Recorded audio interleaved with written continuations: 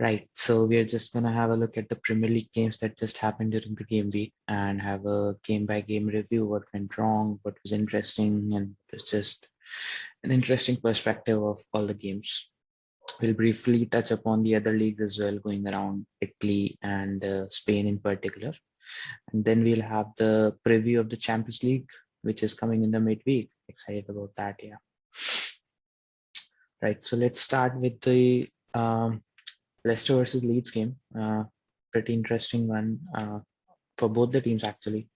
Leicester are just reviving their season under Brendan Rodgers, and they look quite off track lately. They have got two back-to-back clean sheets, so they were right back in the league in the race.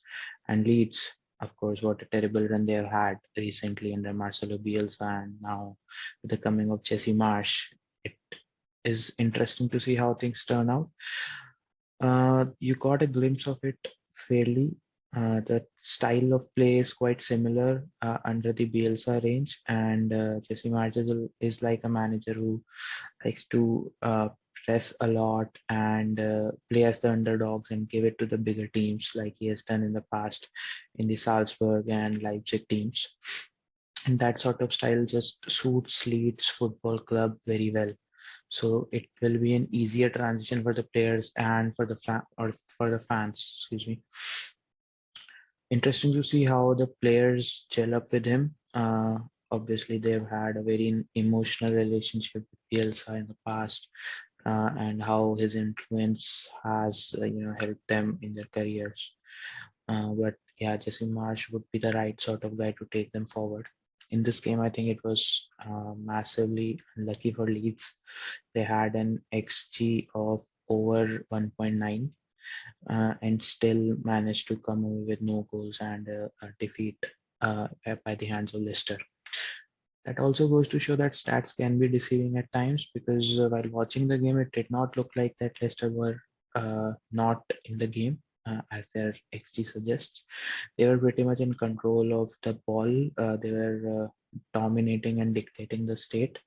But yeah, Leeds had more clear-cut chances. So they were expected to score more. Then again, the quality of players came in clutch at the end, and Leicester came away with the points. Then we move on to Wolverhampton Wanderers and Crystal Palace at home. It was expected that Wolves will bounce back, and Crystal Palace don't tend to perform very well away from home. But Crystal Palace did play some good football, and Wolves were exposed once again, like they have been in the past 2 or 3 weeks, I would say.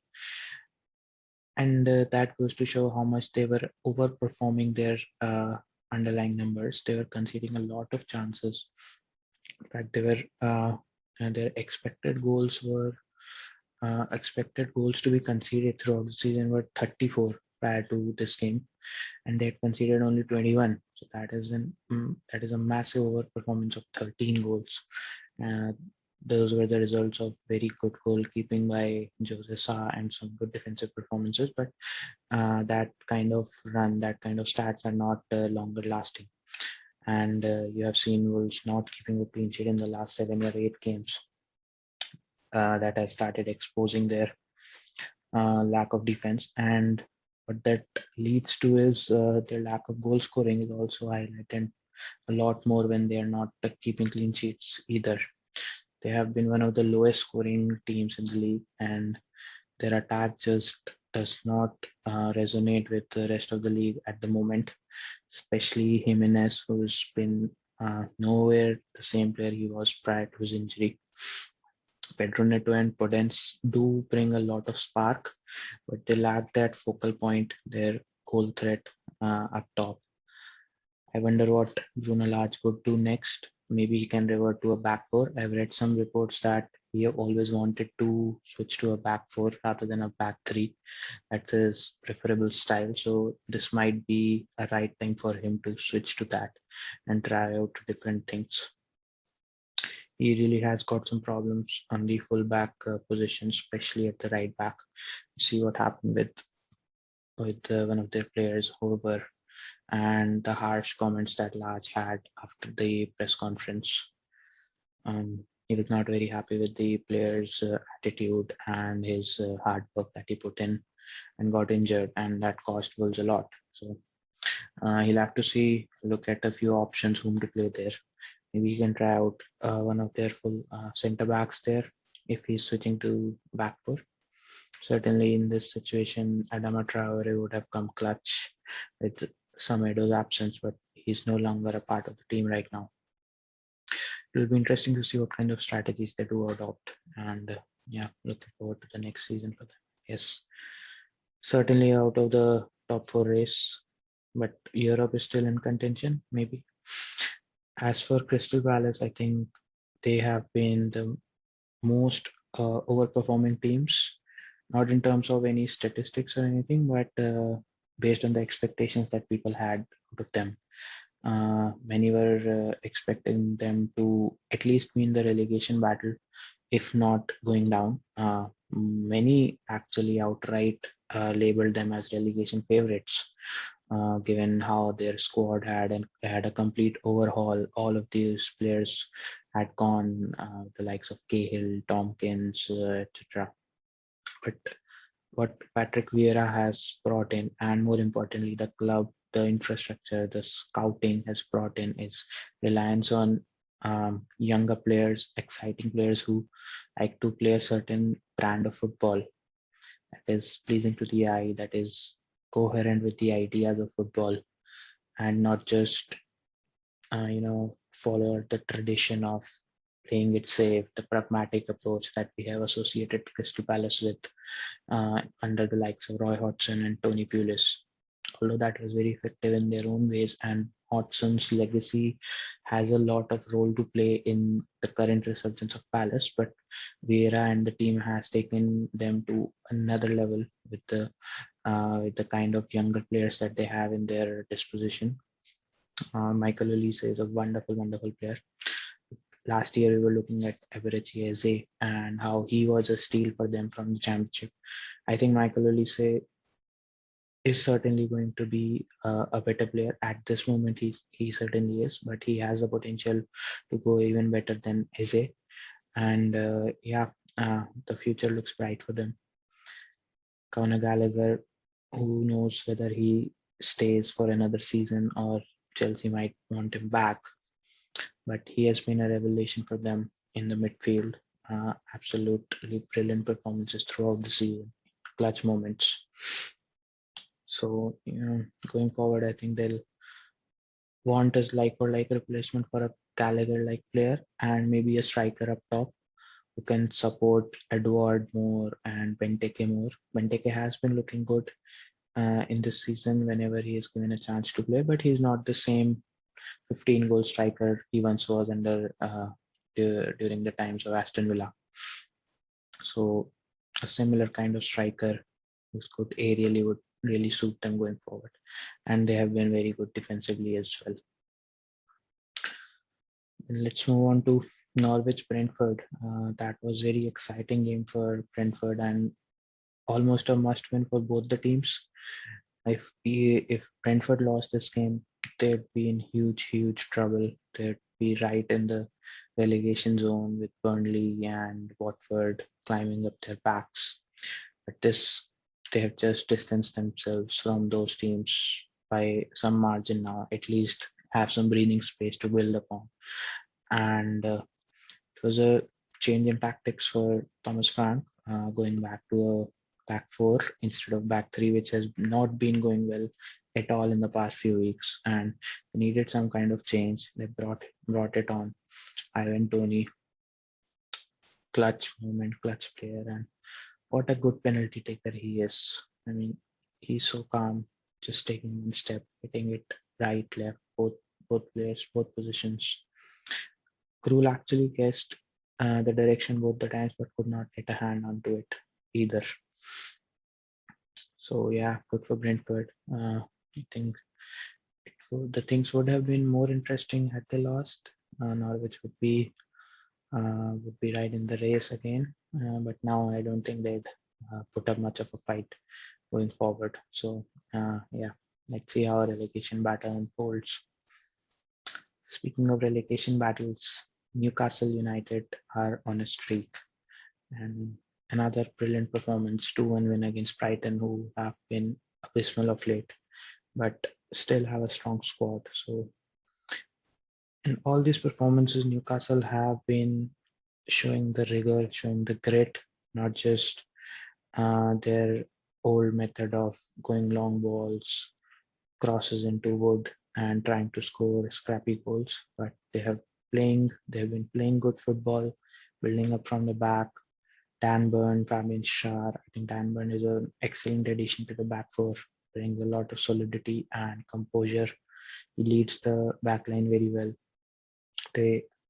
I thought they'll miss Kieran Trippier after the start that he gave during the January transfer window, but they have coped up very well. And Ryan Fraser have been resurgent back to life under Eddie Howe, and he once was in the Bournemouth days. I think he's playing brilliantly. Having Son Maximin is back, he's one exciting player to watch. Uh, just want to know what the situation there is with Bruno Jimenez. He hasn't played a lot at all.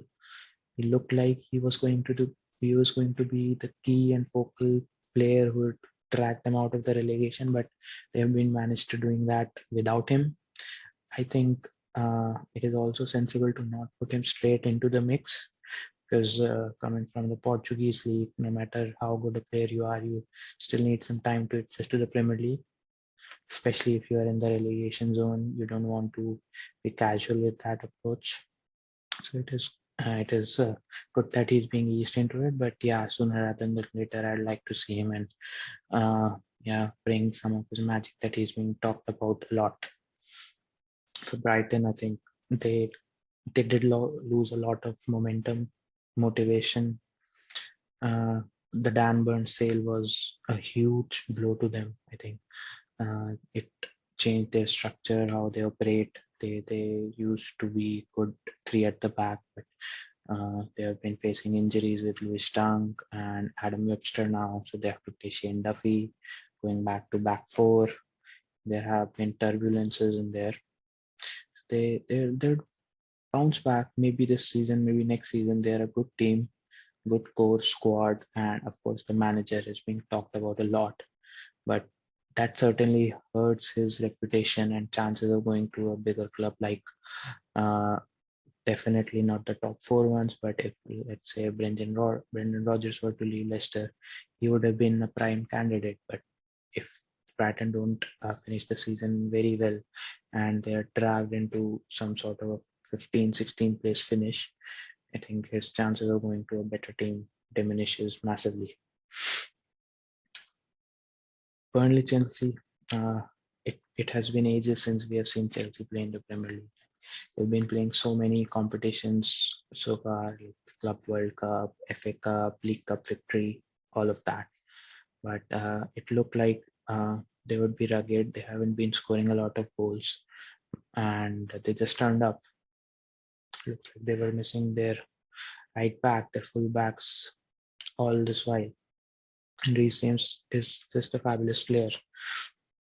All of the creativity, all of the attacking potential was coming down from that right flank. Of course, Saul played on the other side of the wings, but he's not that much of an attacker as a Ben Chilwell is. So they were conservative on that side, and that's why focus a lot of their attacks on the right side. And I think uh, Kai Havertz is really growing into the system more and more. He has been playing brilliantly over the past month or two as their false nine position. And I always thought that he would suit the system very well, but he just needed some time to adjust to the team. He suits the system much more than Lukaku does, certainly at the moment. But uh, he's not solely responsible for the goals, but also for the build up and bringing others into play, especially in and around him, with the likes of Mount and Pulisic, and they have benefited from his form lately. So solid performance by Chelsea, and they'd look to finish the season on a high. They've already lost in the League Cup, which was a hard loss to swallow. I think they played really well could have won the game anytime. Unlucky to lose on penalties, but yeah, still a lot to play for in terms of Champions League and FA Cup. Certainly, they're already 2-0 up against Lille, so that's a good start, and they'd like to continue their run in the Champions League. Also, with how the things have been going due to the with the ownership, I guess, due to the political reasons and affiliations, it's good to see that that hasn't affected the players, the manager, or the team performance, and that is something positive to take out of this as well. Aston Villa Southampton 4-0. What a win that was for Aston Villa, and I did not see that coming for Southampton. They have been looking so well. They have been so impressive in the past couple of weeks, maybe since the turn of the year. They had this brilliant performance against City that was giving them the momentum, but it just halted right there. It could not cope up with the likes of Coutinho and Watkins, who were really sharp in this game. I expected a lot more from Gerrard and Aston Villa after their transfer window, with the likes of Coutinho, Luka Dean, and all of that, but they were underwhelming. They have started to turn their fortunes lately. I'm not yet convinced fully if that is the right tactics to go. Like they played two up front with Watkins and Danny Ings. I'm not sure how that will go in the future because that restricts what Coutinho does, what Buendia does, and what McGinn does to the team. So it'll be an interesting dynamic to see in future how they operate. But yeah, Southampton, I'm disappointed in this result and hope to see them bounce back. A lot of that also was the reason because Salisu was missing from the game. He has been a massive player for them in the defense. In fact, he has only missed 2 games this season, and they've lost both the games 3-0 and 4-0. So that is a pretty big impact to have for a single player. I'm not sure that Hasenhüttl will like that, that they're relying so much on one single player. But yeah, certainly they would want him to be back sooner rather than later. Liverpool West Ham, what an entertaining game that was. It could have swung either way. These two teams always produce good games, and West Ham had their chances to win the game. Ultimately, it was they would. In fact, Declan Rice was missing, and considering that, it wasn't a that bad a performance that West Ham fans must have thought at first when they did not see Rice in the midfield and Mark Noble instead. In fact, Noble was creating a fair few chances, particularly he had some long balls to the white men, which created spaces in behind the Liverpool defense and caused some problems. But at the end of the day, the finishing was lacking, and the fatigue is starting to show up ultimately for West Ham. They have had a wonderful season, wonderful run, at least up till January. But playing in all the competitions, they went so far in the League Cup. They are still in the FA Cup, and of course the Europa League. With the kind of squad they have, lacking in depth, I think it had to come, and I really hope that they end the season on a high. At least if they manage to reach at least the semifinals of Europa League, they would consider it as a success. But yeah, even Bowen has got injured, so not too confident on their prospects. As far as Liverpool, I think it was they take 3 points as and when they come, still keeping up with the title race, which looked like it was over a month ago, but it is almost as interesting as we had a couple of seasons ago with the 98 and 97 pointer season, and I think it could go right to the wire. The game between City and Liverpool would always be the decisive one, but even after that, both the teams are still in the FA Cup. Both the teams are the two favorites for the Champions League. This will be an incredible season if any one of them can pull it off. in the both competitions, but certainly if one misses out on the Premier League, they'd certainly like to capitalize on the Champions League and not miss out either entirely on either one. So really looking forward to it. Watford versus Arsenal. It was such an Arsenal game. Like they had so much control over the game, scoring some beautiful goals with their younger players, and yet it did not look over right at the end. Watford always had a chance to make a comeback to get 1 point out of it. So that has been the thing with Arsenal. They have been playing good football under Arteta, improved massively with the younger players, upcoming stars with Saka, Smith Rowe, Martinelli, and Odegaard. But they do lack that physicality, I would say, or that mental attitude, which gives them the fighting chance when things get tough. That would really come into picture later on in the season while they're hanging on to their fourth place. The calm-headedness, the experience that the likes of Shaka should bring in ideally, but he isn't. He is completely the opposite, and the rest of the squad is fairly inexperienced in holding on. So it'll be interesting to see.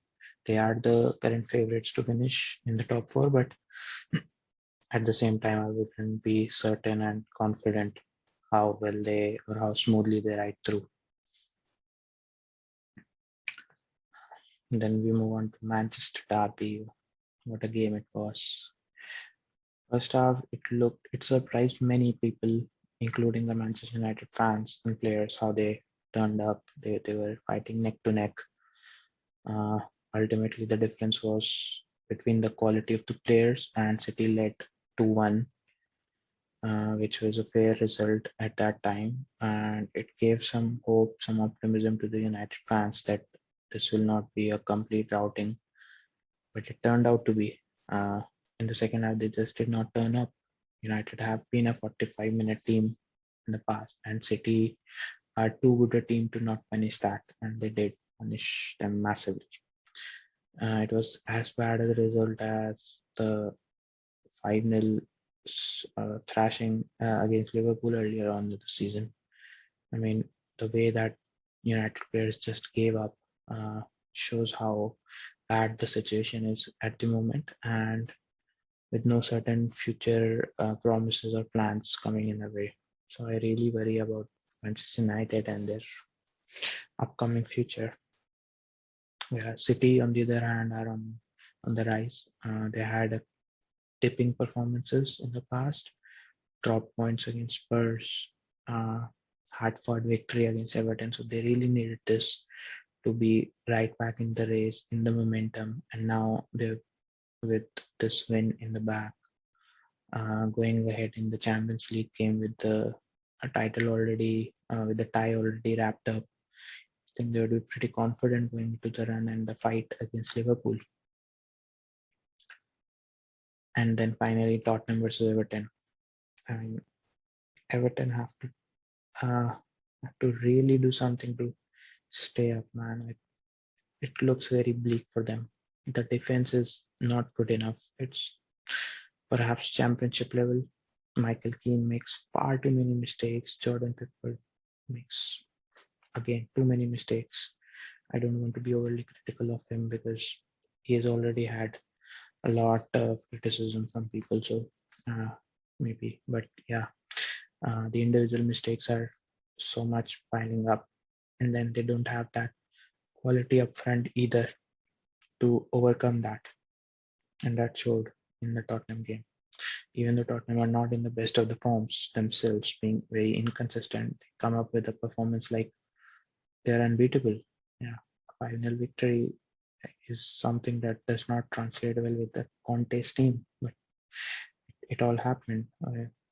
Kane is just playing at his absolute best once again, scoring goals and catching up with the others. He's already reached the double figure mark in the Premier League.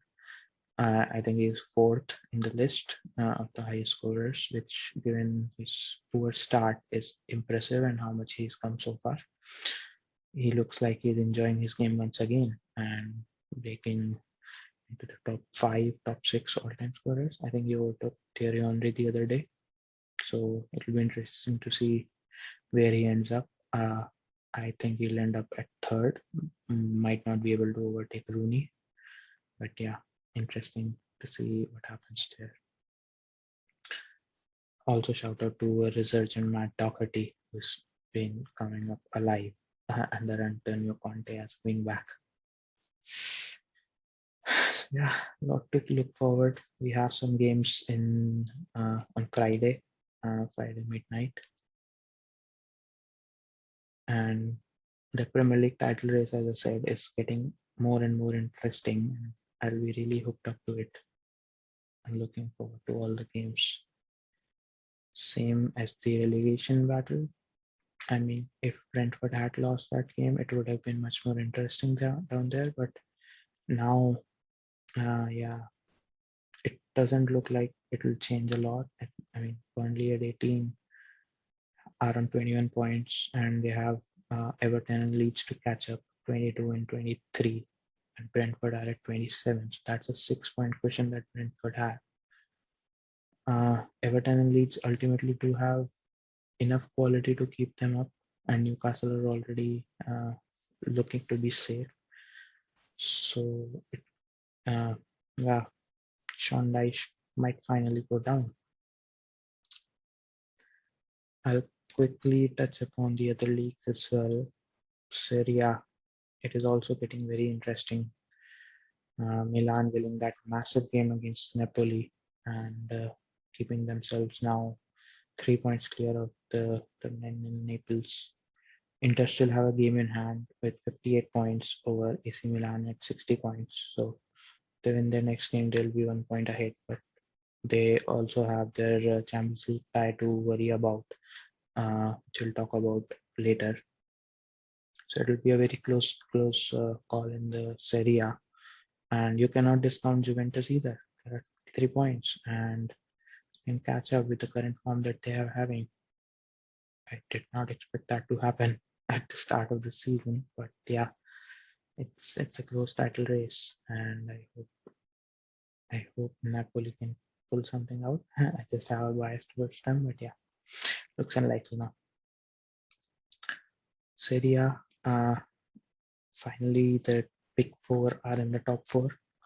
Real Betis, after having such a fight back, being in the top four for so long, have finally lifted out, which many people expected to happen. I think the Conference League games and the lack of squad depth is catching up with them. But nevertheless, a wonderful season they've had. And Barcelona, well, Xavi has done a remarkable job with the team and with the new signings that they've had, Aubameyang and Ferran Torres, Dani Alves, that it has brought a new life to the team. And I'm very much looking forward to the team going forward in the next season. How they line up, what they do with the Dembele situation, and do they go with Haaland? Does he come to Barcelona to bring that sort of Mbappe, Haaland, El Clasico rivalry in future? That would be really interesting for the football fans that we have been missing. But nevertheless, I think they are in a very good spot to carry on for the next season and challenge for those titles. But at the moment, La Liga seems to be in Real Madrid's back pretty comfortably. So I'll just wrap up with the Champions League games. It's the round of 16 second leg fixtures return, and we'll have Bayern versus Salzburg at home after a 1-1 draw in the first leg. I think it is advantage Bayern just because they're playing in the home leg. Not that the away goals matter now, but yeah, it might be too big of an ask for the Salzburg team, even after their impressive performance in the first leg. Liverpool Inter, it might not be a done deal, as some people are thinking, because of a 2-0 lead. 2-0 is a very tricky lead to have in the Champions League ties. One early goal from Inter and things could be dicey, although Anfield crowd would be backing Liverpool a lot. But there seems to be enough opportunities for Inter to fight back, and they did show promise. They did have a lot of chances in the first leg. So really looking forward to this game, and it will be an interesting one to watch on Tuesday night. And then on Wednesday, I think we have Manchester City against Sporting. Not much to talk about this. City have been performing really well in this Champions League season, even better than last year when they made the finals. They're being much more consistent and showing that they really want it. So I'm interested to see how Pep rotates and how much importance does he give to this game. Not that he needs to play a stronger side, but also to keep that momentum in the Champions League games and give that Etihad crowd that feel and home support that they have been missing and Pep has been asking for from them. And then the big one, probably the biggest tie of the entire round, and it is poised perfectly for this return leg, 1-0 to PSG. The only dent on this fixture is Mbappe might miss this game because of an injury, which is such a shame because a full strength PSG squad against the Real Madrid team at this moment were the giants of Champions League would have been really fun to watch. But yeah, 1-0, a very slender lead, and with the likes of Benzema and Vinicius Jr. and the kind of form they are in, you cannot discount them at all. Hopefully, PSG do turn up once again as they did in the previous game, which I haven't seen from them in the domestic games at all. But that is also understandable since big players they don't turn up so often in the games that don't matter. Since the league is already in the back, they had something to really fight for in the Champions League game, and I think Pochettino, you have to give him the credit for what he did in the first leg, and hope that he can do the same. So again, a blockbuster of a game to look forward to.